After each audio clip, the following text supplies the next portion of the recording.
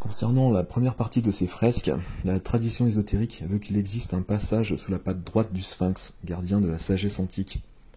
Par souci d'ordre esthétique, l'artiste a préféré une position centrale et symbolique du sanctuaire sacré, qui offre davantage de possibilités pour la composition et la conception de l'œuvre.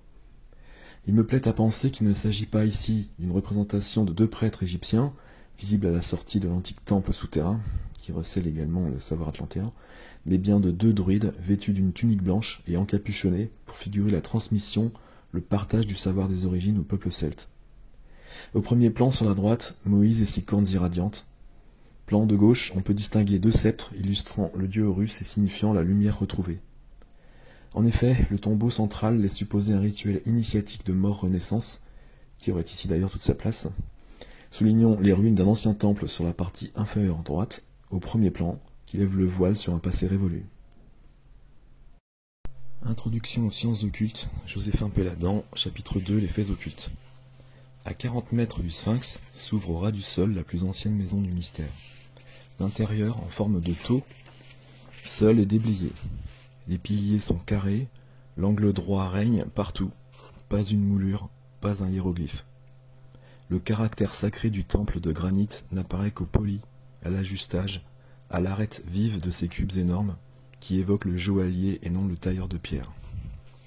Cela signifie que le mystère est un par essence, et que les symboles qui le voilent n'ont d'autre raison que l'imperfection de nos esprits. Un peu plus loin, je me bornerai à rappeler la légende de l'Atlantide. Il est soutenable que lorsque s'abîma le continent Atlante, les Rouges tentèrent de reconstituer leur civilisation sur les nouvelles terres, fonds de mer exaucés par le cataclysme. Ils séjournèrent au delta de l'Euphrate puis traversèrent le désert, et par l'actuel Suez, ils aboutirent au delta du Nil. Cela semble prouvé par l'identité des anciens types et formes d'art. On n'a rien trouvé en Égypte qui appartint à un temps de formation. Les plus anciens monuments sont les plus parfaits. Dans la vraie langue celtique et le cromlech de Rennes-les-Bains de l'abbé Henri Boudet, Gomère, fils aîné de Japhet, est le gardien de la langue primordiale, la langue des origines, qui est la langue celtique et aussi l'anglais. Il est dit que Gomère, fils aîné de Japhet, devait présenter cette marque distinctive de l'œil décoloré, puisqu'il en a été proclamé le véritable héritier. Ainsi, nous avons déjà fait observer que Gomère, fils aîné de Japhet, était l'héritier des qualités corporelles distinguant Japhet de ses frères Sem et Cham. Gomère est la souche de la grande famille celtique. Gomère est par ailleurs le gardien de la tradition primordiale et le garant de la transmission du savoir originel aux héritiers celtes.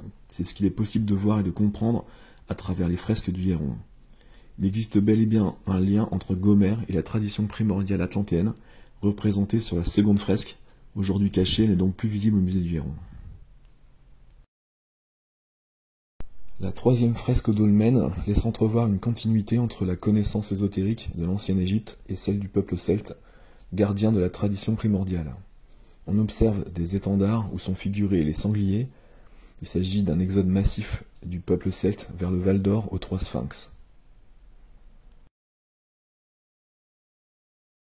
On se souvient de l'énigmatique visite présidentielle à Rennes-le-Château, et l'on se demande qui d'autre que Pierre Plantard aurait pu inciter le président Mitterrand à se rendre dans ce petit village de l'Aude. C'est à se demander si là encore Pierre Plantard a été l'instigateur du fameux pèlerinage annuel du Sphinx, surnom du président, à la roche de Solutré. Officiellement, le rituel de l'ascension de cette roche était en lien avec le haut lieu de résistance, mais la raison cachée pourrait être celle du Sphinx de Solutré, qui est la parfaite matérialisation de celui représenté au musée du Hieron. L'artiste a ainsi reproduit 3 fois la roche de Solutré sur sa fresque en 1902.